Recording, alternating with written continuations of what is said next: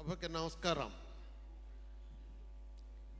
ఈరోజు నా అభిమాన నాయకుడు, నాకు రాజకీయ జన్మనిచ్చిన శ్రీ ఎన్టీ రామారావు గారి సినీ వజ్రోత్సవం ఇంత గొప్పగా జరుపుకోవటం చాలా ఆనందంగా ఉంది.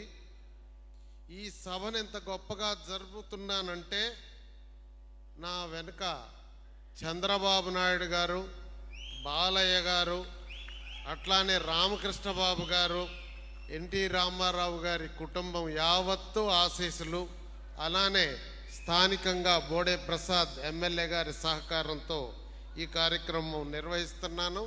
అలానే పార్టీ కార్యాలయంలో కూడా మా బ్యాక్ ఆఫీస్ అంతా సహకరించింది. వారికి చేతులెత్తి నమస్కరిస్తున్నాను. అలానే ఈ కార్యక్రమాలు ఎన్టీ రామారావు గారి శత జయంతి వచ్చిన సందర్భంగా ఆనాడు బాబు గారి దృష్టికి తీసుకొస్తే గోహెడ్ కార్యక్రమాలు స్టార్ట్ చేయండి అన్నాడు. పాలిట్ బ్యూరో తీర్మానం చేశారు. అప్పటి నుంచి ఈ కార్యక్రమాలు చేస్తున్నాం. 2 సంవత్సరాల క్రితం మీరు చూశారు, మనం ఇక్కడ విజయవాడలో, హైదరాబాద్లో పెద్ద ఎత్తున ఎన్టీఆర్ శత జయంతి ప్రారంభిస్తే సంవత్సరం అంతా కూడా ప్రపంచవ్యాప్తంగా 100 దేశాల్లో జరిగింది కార్యక్రమం.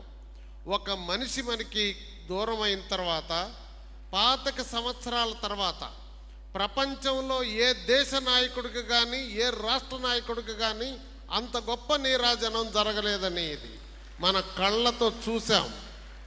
అది ఎన్టీ రామారావు గారి యొక్క ప్రత్యేకత. అట్లానే ఆ కార్యక్రమాన్ని ప్రారంభించేటప్పుడు నేను ఎన్టీఆర్ అభిమానులందరినీ హైదరాబాదులో జేఆర్సీలో సమావేశం పిలిచి 400-500 మంది వస్తే వారి దగ్గర ఉన్న సమాచారం అంతా తీసుకొని రావాలని క్రోడీకరించి చేయటం జరిగింది. ఈ సమాచారం సేకరణలో శ్రీపతి రాజేశ్వర్ గారు అబ్బాయి శ్రీపతి సతీష్, ప్రవీణ్, నఫీస్, అట్లానే చంద్రమౌళి గారు, చంద్రప్రకాష్ గారు సహకరించారు. అంతేకాకుండా ఇప్పుడే మీరు చూశారు ఎన్టీఆర్ గీతం, ఈ పాటని సాగర్ గారు రచించారు. ఆయన గొప్ప రచయిత. అంతేకాకుండా ఇంకా మేము ఎప్పుడెప్పటి నుంచో ఉన్న పాత ఫోటోలు కలెక్ట్ చేస్తే ఆ కాలంలో డిజిటలైజేషన్ లేక మహోన్నతమైన ఫోటోలన్నీ దొరకలా. అప్పుడు ఈ ఉన్న ఫోటోలన్నా భద్రపరచకపోతే మాకున్న ప్రేమ మా తర్వాత తరానికి ఉండదు. అందుకని ఆ ఫోటోలన్నీ భద్రపరిస్తే Telugu1.com వాళ్ళు 4Kలో వాటిని అధునాతనంగా ప్రిజర్వ్ చేయడానికి వీలుగా డెవలప్ చేశారు. దానికి వారికి కూడా వాళ్ళ టీంకి అభినందిస్తున్నాను, మా కృతజ్ఞతలు తెలియజేస్తున్నాను. అన్న ఎన్టీ రామారావు గారు మరి ఎందుకు ఇంత మహోన్నతమైనటువంటి ప్రజాదరణ అనేది ఆలోచిస్తే ఆయన గొప్ప మానవతావాది. ఆయన సినిమాలలోకి వచ్చిన తొలి రోజుల్లో విజయ స్టూడియోలో నెల జీతంతో ఉన్నప్పుడు రాయలసీమలో కరువు వచ్చింది. కరువు వస్తే అన్నగారు కరువు బాధితులను ఆదుకోవటం కోసం తనకొచ్చే నెల జీతాన్ని చందా ఇచ్చి సినిమా యాక్టర్లందరినీ తీసుకొని పోయి ఫండ్ రైజింగ్ చేయటం జరిగింది. అదే మొట్టమొదట బాధితుల కోసం ఫండ్ రైజింగ్ చేసే బీజాన్ని అన్న ఎన్టీ రామారావు గారు ఇచ్చారు. అంతేకాదు తర్వాత ఆయన ఉద్యోగానికి వస్తే బిఎన్ రెడ్డి గారు అడిగారు, రామారావు ఏమిటి నువ్వు క్రమశిక్షణ రాహిత్యం చెప్పకుండా వెళ్ళిపోతే ఎలా ఎన్ని రోజులని. అయ్యా, బాధితులు ఆదుకోవటం కోసం హఠాత్తుగా వెళితే అది తప్పు అయితే మీ ఉద్యోగానికి సెలవు, నేను సొంతగా కార్యక్రమం చేసుకుంటానని అప్పటి నుంచి ఎన్ఏటి సంస్థ పెట్టి కార్యక్రమాలు చేశాడు అన్నగారు. అలానే అంతటి ఆత్మాభిమానం ఉన్నటువంటి మనిషి. అలానే ఆయన దివిసీమలో ఉప్పెనొచ్చిన, చైనా బార్డర్లో యుద్ధం జరిగిన మానవ సేవే మాధవ సేవని ఆయన ఆదుకోవటం జరిగింది. ఆయన ఫండ్స్ ఇవ్వటమే కాకుండా ఫండ్స్ అందరితోనూ సేకరించి బాధితులను ఆదుకున్నారు. సినిమాల్లో మనం చూస్తే ఏ పాత్ర వేసినా లీనమైపోయినటువంటి మనిషి. నేను చెప్తాను, ప్రపంచ సినీ చరిత్రలో ఎన్ని భాషలున్నా, ఎంతమంది నటులున్నా ఎన్టీ రామారావు గారికి సాటి మరొకరు లేరని చెప్తున్నాను. ఎందుకు ఈ మాట అంటున్నానంటే దీనికి రుజువులు ఉన్నాయి. ఎట్లా ఆయన పౌరాణికాల్లో కృష్ణుడు దుర్యోధనుడు, అట్లనే రాముడు రావణుడు. ఈ 4 పాత్రల్లో ఏది 1 2 3 టిక్ పెట్టగలరా మీరెవరన్నా? దేనికి అదే సాటిలాగా చేసిన మహానుభావుడు ఆయన. అంతేకాదు, పౌరాణికాలే కాదు, జానపదాలు కానీ, సాంఘికాలు కానీ, చారిత్రక పాత్రలు కానీ అన్నింటినీ మిన్నగా పోషించాడు. అందుకే ఆయన ఆ సినిమాలు తీసే విధానంలో కూడా మీరు చూడండి, వ్యాపారాత్మకంగా డబ్బు కోసం సినిమాల్లో నటించలా, తీయలా, సమాజానికి సందేశం ఇచ్చే సినిమాలు తీశాడు, సంస్కరణాత్మకమైన సినిమాలు తీశాడు. చెప్తే మీ అందరికీ తెలుసు లిస్టు. అంతేకాదు, సమకాలీన రాజకీయ ప్రజా సమస్యల మీద సినిమాలు తీశాడు అన్న ఎన్టీ రామారావు గారు. ఆయన ఆనాడు రామాయణ మహాభారతాలు సినిమాలు తీసుండకపోతే ఈరోజు మన భావి తరాలకి ఎలా తెలిసేది అనేది మీరు ఆలోచించండి. అంత గొప్పగా చేసిన మహానుభావుడు ఎన్టీ రామారావు గారు. అంతేకాదు, ఆయన తమ్ముడు త్రివిక్రమరావు గారు అన్నదమ్ముల అనుబంధానికి నిర్వచనం రామలక్ష్మణులాగా ఉండేటటువంటి వారు. ప్రతి అడుగులోనూ కలిసిమెలిసి, అది ఆయనకు ఉన్నటువంటి కుటుంబం యొక్క అనుబంధం, ఆప్యాయత. ఇక క్రమశిక్షణలో మీ అందరికీ తెలుసు, రాజకీయాల్లో ఉన్న, సినిమాల్లో ఉన్న ఆయన కానే మేటి. రాజకీయాల్లో చూద్దాం, ఇందాక మీరు సినిమాల గురించి చెప్పాను. రాజకీయాల్లో ప్రపంచ దేశ అధినేతలందరికంటే ఎన్టీ రామారావు గారే గొప్ప మానవతావాది, గొప్ప సంస్కరణవాది, గొప్ప ప్రజోపకరమైన పథకాలు పెట్టిన మహానుభావుడని నేను తెలియజేస్తున్నాను. ఎందుకంటే చూడండి, స్వతంత్రం వచ్చి 35 సంవత్సరాలు అయ్యేంతవరకు పేదోడికి ఆహార భద్రత కల్పించాలనే స్పృహ ఊరికి రాలా.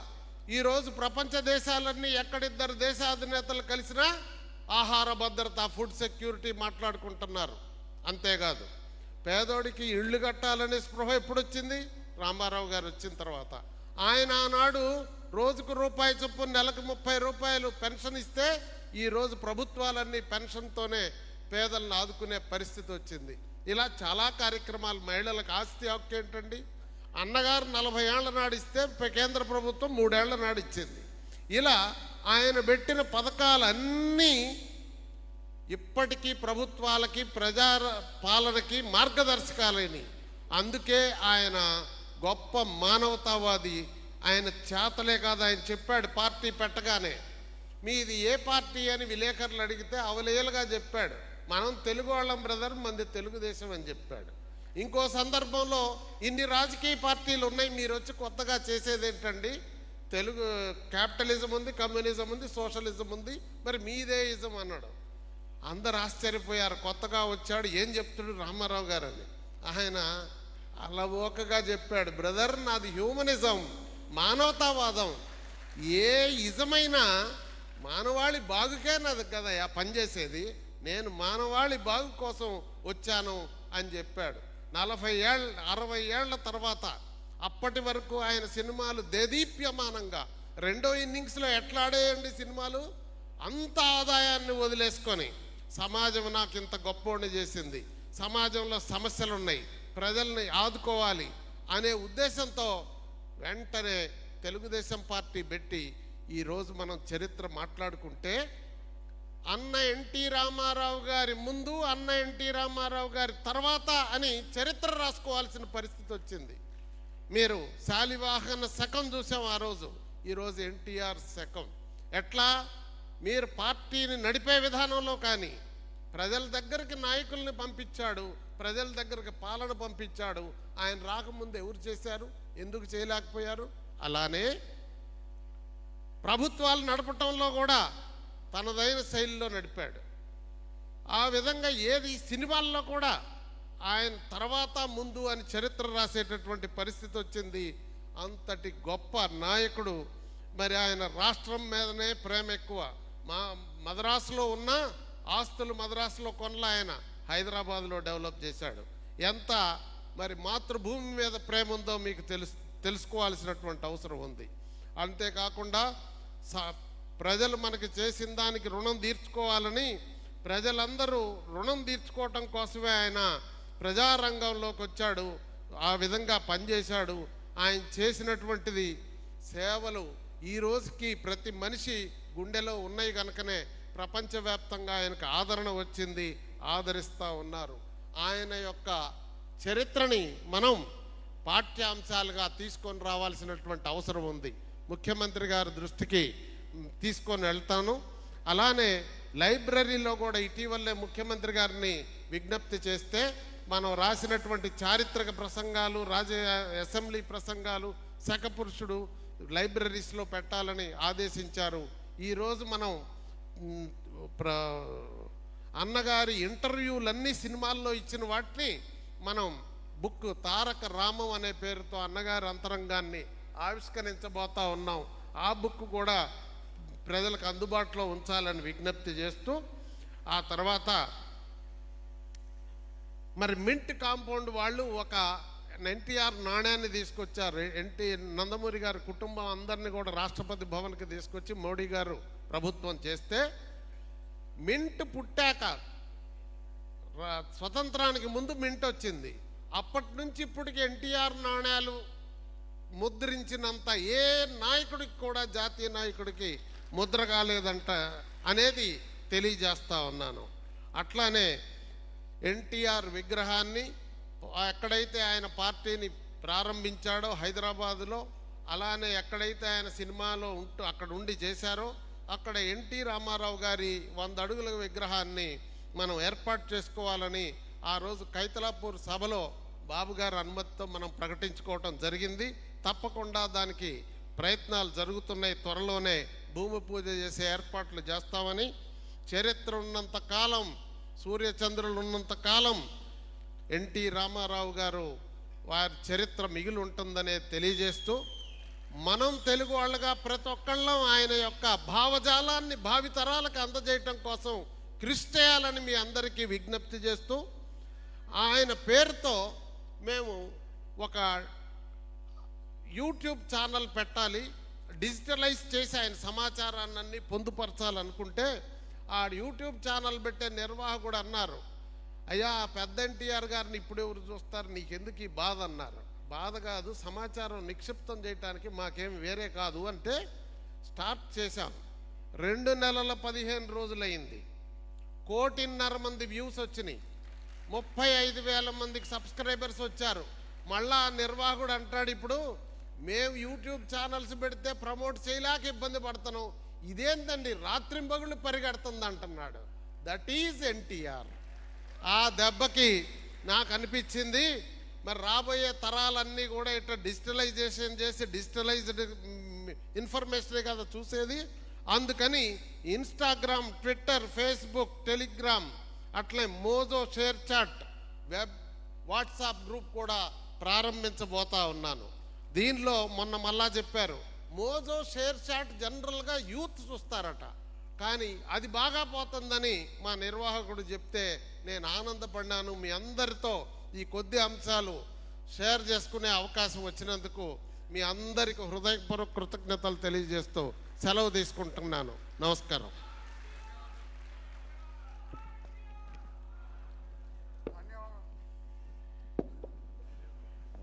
ధన్యవాదాలు శ్రీ టిడి జనార్దన్ గారు. ఇప్పుడు ఎంతోమంది కథానాయికలతో